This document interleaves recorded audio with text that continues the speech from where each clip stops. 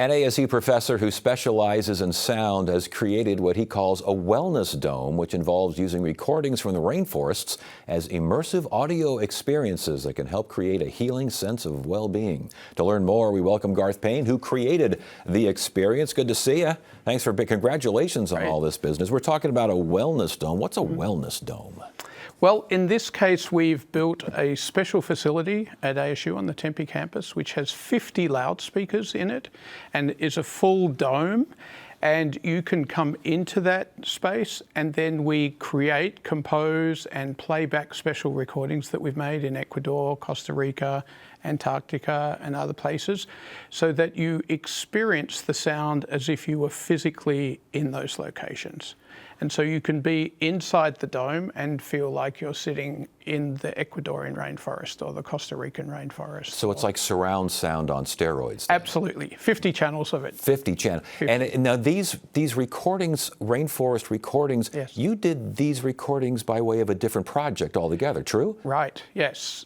So I have a long history. I run the Acoustic Ecology Lab at ASU, which explores how sound tells us about the world and how that's changing over time, and how we can understand like climate impact, urban development, all kinds of things through the sound of the world, right? And we overlook that all the time, but it's incredibly rich. We all use it every day. And so I've been part of the X Prize project, the Limelight project, which we competed in the X Prize rainforest competition over the last 7 years. That's like a $10 million prize to be able to remotely monitor and work out the density of species in this case, Amazonian rainforest. And so along the way, I made recordings, for instance, in Ecuador, a lot of recordings in Ecuador, which allowed us to work out computer algorithms to look at how many different streams of animal calls were present at a single time, to train models to identify some species, although we only know a small percentage of the species that actually live in those forests. And so part of the Wellness Dome is really an effort to bring the experience and the richness of those incredible rainforests to people here, so that everybody can go and experience them, and you don't have to go to Ecuador. Yeah. That's a good idea. No kidding. But how do you experience them? I mean, are you alone? Should you be alone? Are there other distractions? Are there visual things going on? How does it work? So at the moment, we run the dome on specified lunchtimes. Basically, we advertise that on ASU events, and it's an open space. So it's about 30 feet round, the dome, the floor space. And anybody can come. We dim the lights so that it's a kind of nice environment to hang out in. We have about 100 cushions there, bunch of chairs if you don't want to get down on the ground on a cushion. Many students come and they just chill out. Some sit in the corner and work on their laptops. Some do yoga. It's an open space. Come and be present.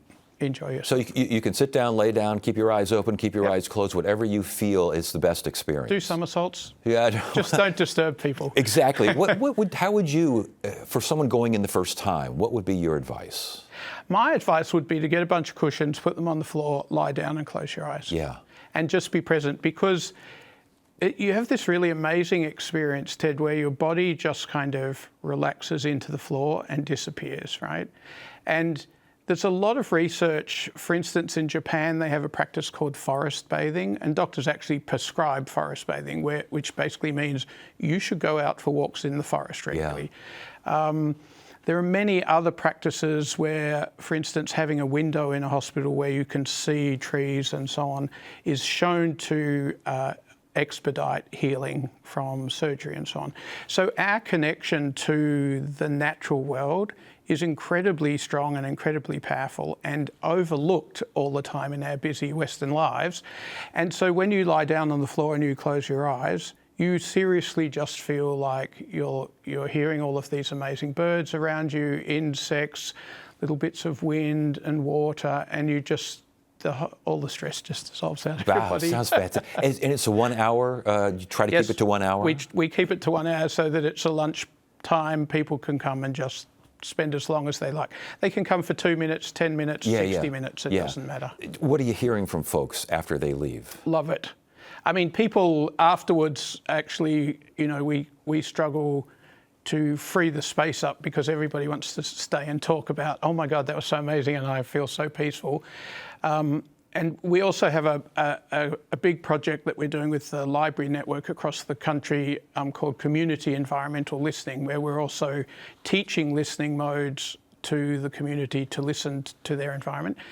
And between those two things, I've had a number of people say to me, oh, I came with a headache and I wasn't sure if I should come, I wasn't feeling well. And now my headache's gone and I feel so much better. You mentioned, kind of referred to this, an environmental impact here. Right. The political impact, the societal impact. Right. What do you hope to achieve here? What do you expect to achieve? My biggest objective here, a few years ago, Ezra Klein said on his podcast that that government wasn't going to legislate fast enough to stop climate change. And so he raised the question, so what now? Mm-hmm.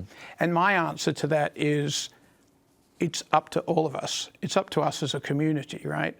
So my objective is to re-engage people in the world in which they live through listening to it, and to come back to having a sense of belonging and groundedness in the environments we live so we can act as stewards for those environments.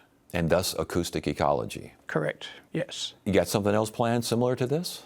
Yes, actually, I'm helping the Mexican government build a large dome in Mexico City right at the moment.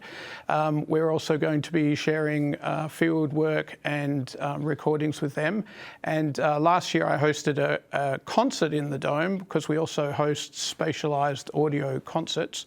And we had a program of work from Mexican composers. And so we're about to start an exchange program of works between the two spaces. I was going to say this. I would imagine a lot of folks are looking at this and saying, we need something like this either on our campus or in our business or in our community, some way, shape, or form. Right.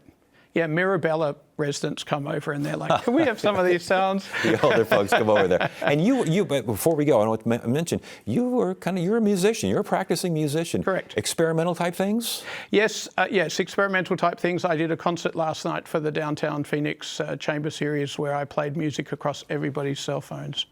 Oh my God, how did that work? I wrote a whole bunch of software that allows me to send sounds and spatialize them across everybody's cell phones. So coming back to the idea of ecology, the work is only possible when we all perform it together. And so it creates a kind of ecology of experience in the concert. Man, you are something when it comes to sound, huh? Garth Payne, again, ASU School of Arts, Media and Engineering. It's called the Wellness Dome, Tempe campus, right? Yes, Tempe campus. All right. Thanks for joining us. Great.